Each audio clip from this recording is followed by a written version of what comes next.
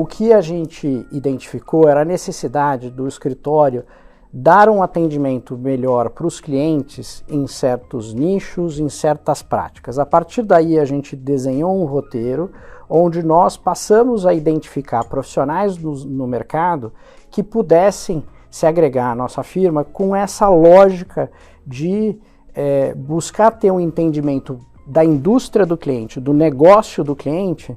Nós vamos arriscar dizer que de uma maneira melhor do que o próprio cliente conhece.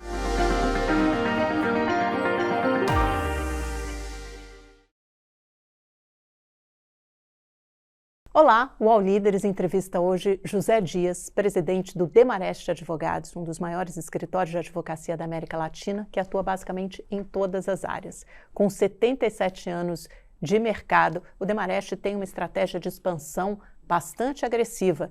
Dias entrou no escritório em 1996, ainda como estagiário, galgou vários degraus, tornou-se sócio 10 anos depois e, em maio, agora assumiu a presidência do Demarest. Seu mandato vai pelo menos até 2027, pode ser renovado. É um prazer imenso recebê-lo, Dias. Muito obrigada pela sua presença aqui no UOL Líderes. Muito obrigado, o prazer é todo meu, é um reconhecimento enorme poder estar aqui no UOL Líderes para falar um pouquinho do Demarest e da minha trajetória. Então vamos lá.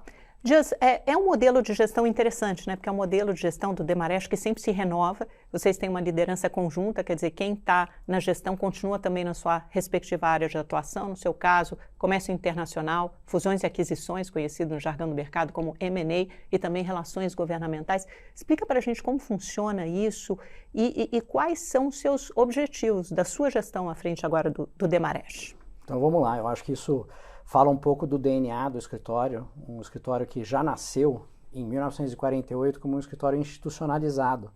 A ideia, quando o Demarest chegou ao Brasil, era americano, se juntou ao Dr. João Batista Pereira de Almeida, um brasileiro, para formar um escritório nos moldes dos escritórios americanos, onde os escritórios não eram escritórios para passar na família, de família em família, mas para passar por gerações, criando assim uma instituição.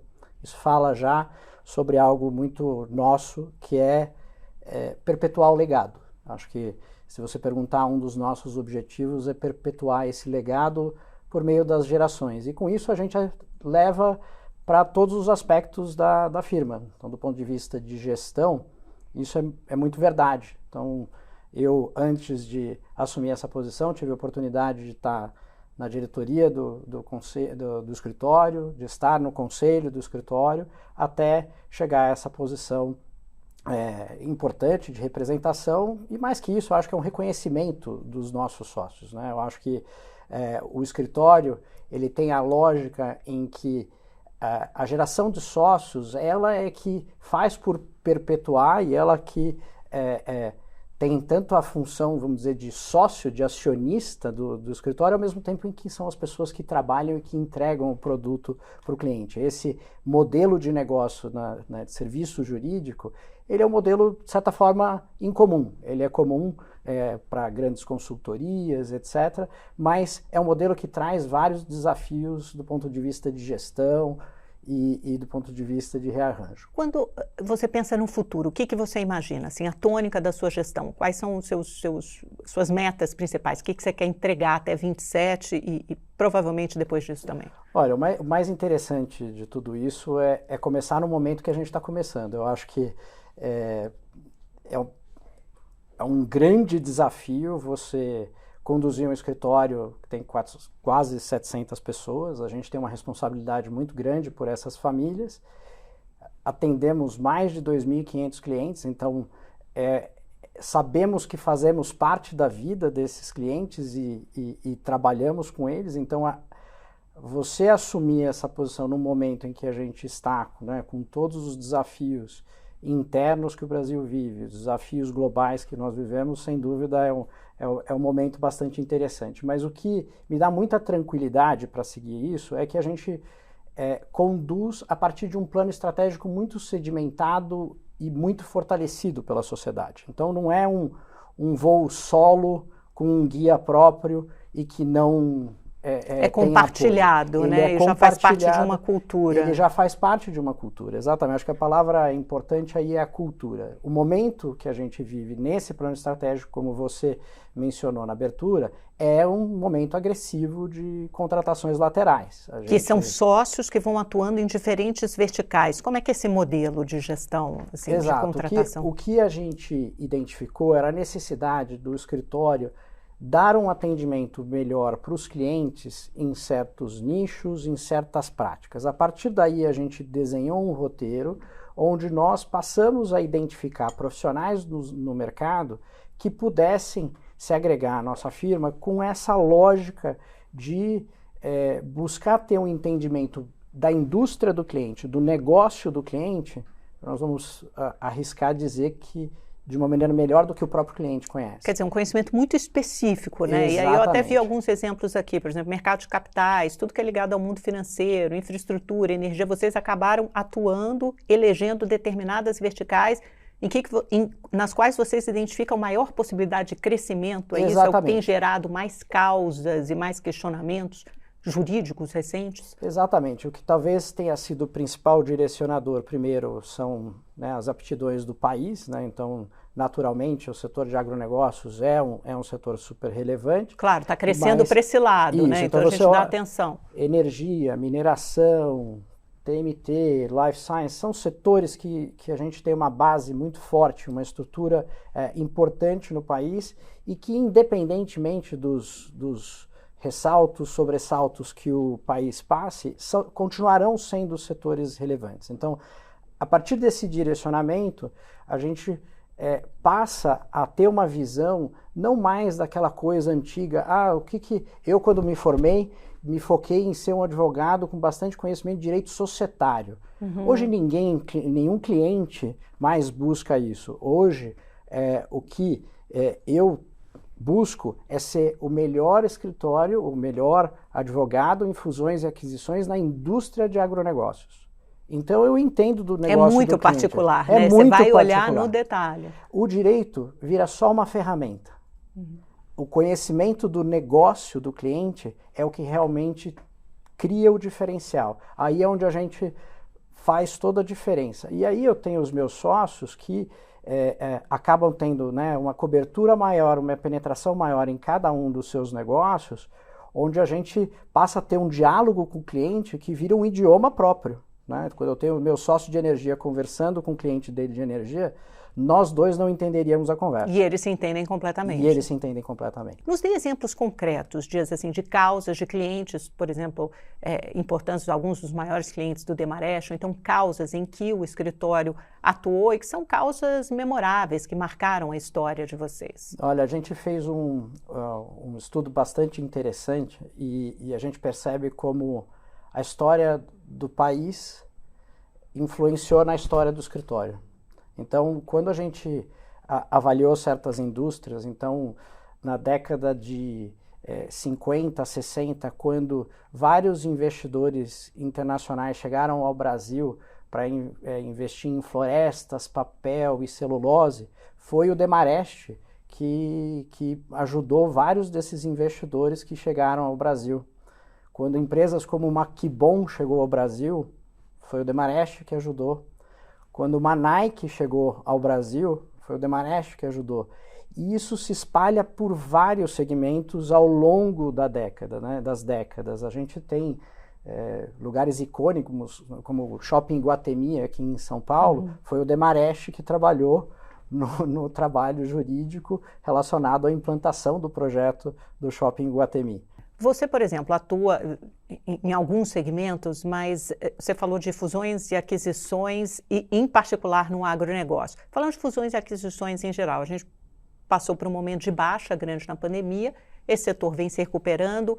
Como é que você descreveria o momento agora? É um momento de retomada diante de desafios como taxa de juros elevadíssima no Brasil, por exemplo, e o nível de incerteza global, que eu acho que é bastante alto. Exatamente. Nós tivemos ali aquele recorde de transações que nós vivemos durante o período da pandemia.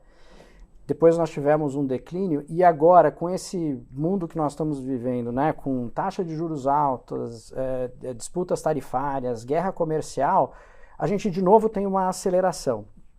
é difícil traçar um diagnóstico, mas a gente começa a perceber, primeiro, existe um volume de transações que está ligado a ativos que têm problemas, que estão passando de mão em mão, companhias que estão se desalavancando e por isso vendem ativos, como uma forma de desalavancagem explicando a redução do endividamento da empresa. Nem que seja de forma fatiada, isso, né, para diferentes compradores, pode acontecer. Então a gente tem projetos, né, em que você claramente vê que você está cuidando da doença, você está cuidando do problema. Mas a gente tem muita coisa boa que está acontecendo também. Então a gente tem, por exemplo, novos investimentos no setor de transição energética, a gente tem no setor do agro plantas de... Quais são os setores que mais crescem, que você mais identifica isso? Hoje a gente tem muito interesse, né, nos setores de mineração, é uma vocação natural do Brasil, né? Não adianta querer, né, minerar em Paris, né? Paris é linda, todos gostamos, mas isso lá vai não há desde minérios. o minério de ferro, da Vale, até minerais críticos, até os minerais críticos, terras raras, né? A gente vem aprendendo esses novos conceitos ultimamente. Esses são os temas atuais em mineração. Em energia, a gente passou por todo um processo, né, de desenvolvimento da nossa matriz energética, que é uma matriz muito limpa, é uma matriz que eu acho que como país nós deveríamos propagandear mais dessa virtude que o país tem, em que hoje a gente fala de projetos de cogeração em cima de biomassa, são coisas realmente muito modernas que... E você acha que isso aponta para o futuro do país, por exemplo, essas duas vertentes que você mencionou, transição energética e mineração, por exemplo? Acredito que sim, são vocações naturais que o país tem. Eu acho que nós não deixaremos de ser o país do agro, nós não deixaremos de precisar de infraestrutura, porque a infraestrutura é o que está por trás do desenvolvimento de vários Mas são áreas setores, em que a gente tem essa vantagem competitiva. Mas né? são áreas em que a gente tem essa vantagem competitiva. O que a gente precisa é ter, dando respaldo a esse desenvolvimento, segurança jurídica e tranquilidade para que os empresários possam desenvolver os seus projetos e evoluir. Uma das coisas que a gente vê também nesse momento, que talvez seja um direcionador de novos projetos, é que toda essa situação de rearranjo internacional leva a uma avaliação, bom, o Brasil tem problemas, né? O Brasil tem os seus sobressaltos, tem os seus desafios, a sua taxa de juros, estabilidade aqui ou ali. Mas aí se um país de referência como os Estados Unidos também passa a ter esses sobressaltos, essas diferentes, vamos dizer, instabilidades ou volatilidade que não eram comuns naquele mercado, de certa forma você acaba nivelando, talvez por baixo aqui, e gerando uma oportunidade para o Brasil em termos de investimento, em termos relativos. Né? É um olhar interessante, você já introduz meu próximo assunto, porque você também é um especialista em comércio internacional e é certamente o tema mais palpitante do momento. Quando a gente olha para o tarifaço do Donald Trump, você tem 2 livros, um sobre OMC, você trata da OMC, disputas comerciais na OMC, existe ainda? Quem é isso mesmo? OMC? Organização Mundial do Comércio, gente, coitado. Mas enfim, e também antidumping. Como é que você enxerga essa disputa, essa guerra comercial do Donald Trump travando contra o resto do mundo? O que isso vai mudar? Qual o impacto disso para o futuro? Eu acho que nós temos, sem dúvida, um desenho de uma nova realidade de como se faz comércio globalmente. Né? O Trump terá isso na sua biografia, na sua assinatura. Para pior ou para melhor? É muito difícil de avaliar. Né? Nesse primeiro momento, eu acho que ele tem conquistado vitórias com as várias negociações que ele tem feito, com novos investimentos que foram prometidos para os Estados Unidos, mas no longo prazo a gente não sabe o preço que isso pode cobrar. Até porque tem um preço geopolítico, né, alto. Seja do ponto de vista interno, com mais inflação, que é uma tendência natural desse tipo de ação, ou seja, do ponto de vista geopolítico internacional. Né? Eu costumo lembrar de uma situação que eu vivi de aprendizado em técnicas de negociação, eu ainda estava na faculdade, em que, num exercício de técnicas de negociação, eu dei um jeito de ganhar de todo mundo da sala de aula. O professor até perguntou, mas como é que você conseguiu chegar nesse resultado? Expliquei para todo mundo como é que eu tinha chegado nesse resultado. A partir daquele dia, ninguém mais quis negociar comigo. Ainda bem que isso aconteceu na faculdade. Aí eu aprendi que o melhor negócio é aquele em que todos ganham. Será que isso também não vai gerar um preço para os Estados Unidos? Eu aprendi ali muito cedo porque o Donald Trump se acha um negociador nato, né? Tem um livro, Arte de Negociação, né? Que é sempre muito lembrado. Se você então fosse esse articulador, esse negociador na mesa com empresários brasileiros, com o governo brasileiro, tem algum caminho que o Brasil possa seguir na sua avaliação agora para tentar sair desse impasse no tarifácio?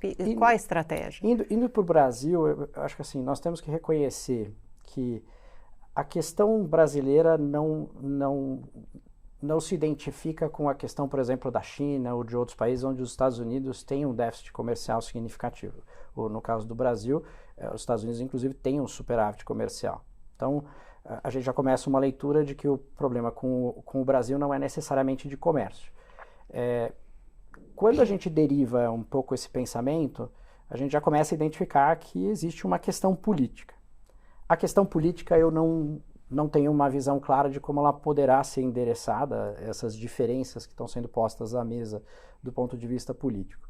Já do ponto de vista de comércio, eu acho que do limão à limonada. Eu acho que a gente tem uma oportunidade muito grande de, eventualmente, aprofundar relacionamento com os Estados Unidos, ampliar cadeias de valor entre Estados Unidos e Brasil, trazer investimento americano para os Estados Unidos, por exemplo, em minerais críticos, que é um tema que eles se interessam. Ao mesmo tempo, há empresas brasileiras que estão investindo nos Estados Unidos, né? Você tem JBS que investe nos Estados Unidos, e aqui falei o nome, mas são várias outras que estão crescendo no mercado americano. Né? Embraer, tem empresas siderúrgicas que exportam aço para os Estados Unidos. Então, essa pode ser, na verdade, uma oportunidade também para que esses investimentos sejam melhor recebidos nos Estados Unidos. Eu acho que essa combinação de aprofundamento, de relacionamento entre os países é uma oportunidade. Eu acho que a gente vivia um relacionamento bastante morno entre os países há muitos anos. Eventualmente, isso pode,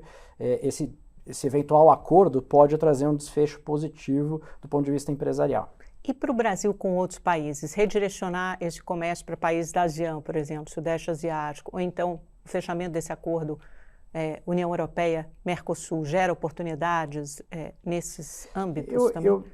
Eu acho que qualquer oportunidade que o país tiver de expandir os seus acordos comerciais, por exemplo, vamos de uma vez por todas buscar a ratificação do acordo entre Mercosul e União Europeia, mas sem parar aí quaisquer outros acordos, eu acho que essa possibilidade de tornar o Brasil não só uma potência como indústria forte no país, como agro forte e que tem um mercado de consumo interessante e por isso o interesse que o Brasil sempre gera, só que a gente virar uma outra chavinha e gerar mais capacidade de exportação, que não seja somente do agro, que seja também na nossa indústria e na nossa frente de serviços, isso pode ser uma grande oportunidade de crescimento da economia do país. Eu diria que a gente sempre teve na área de comércio internacional, especificamente em comércio exterior,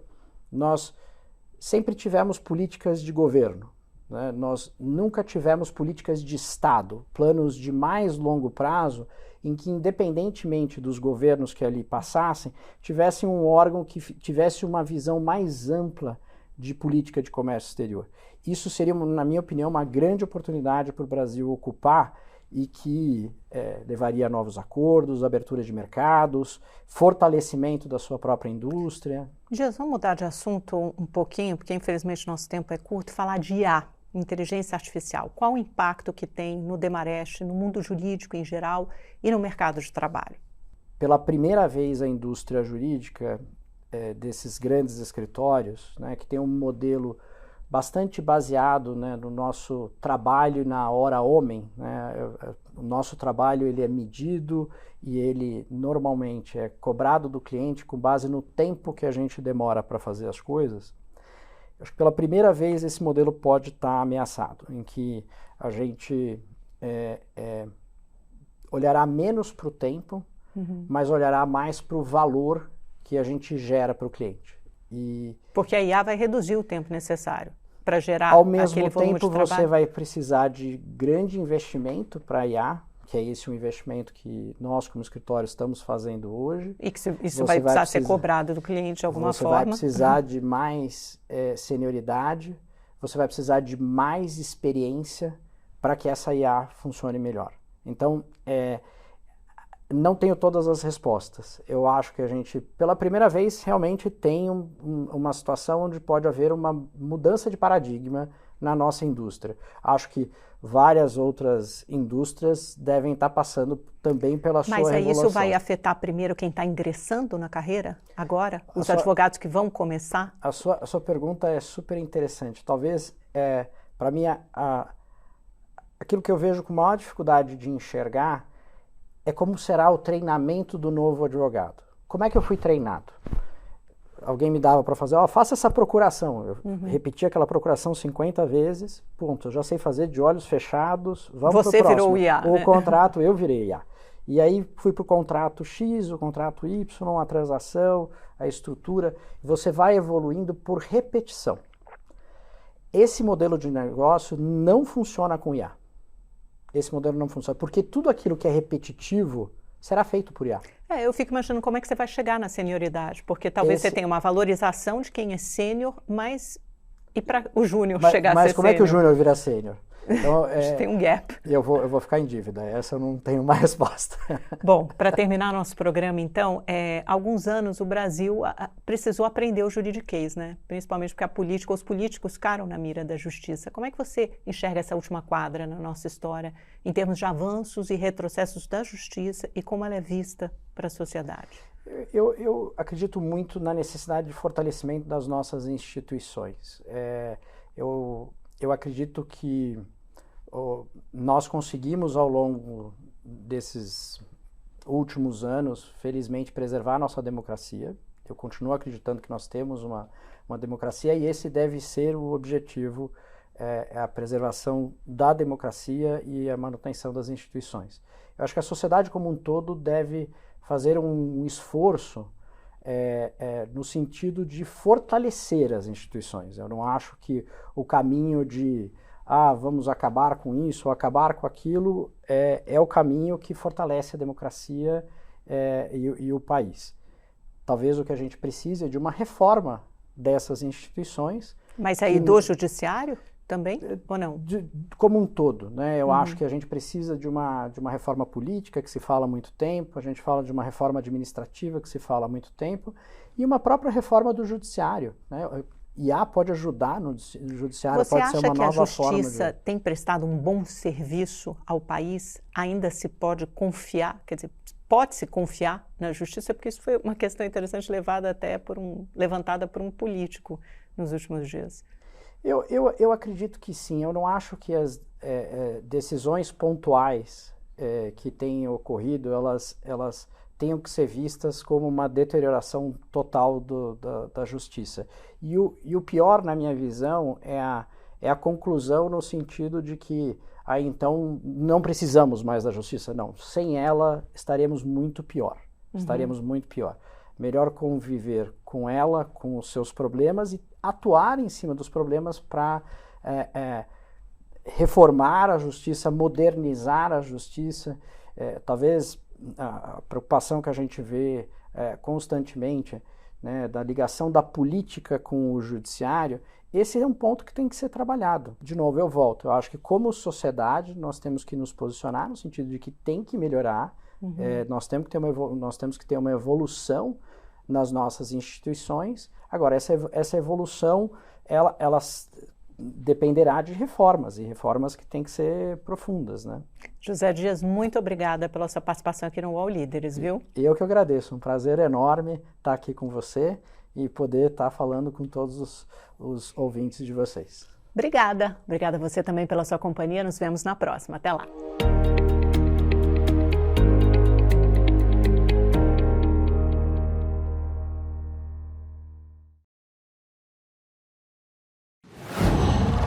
Qual?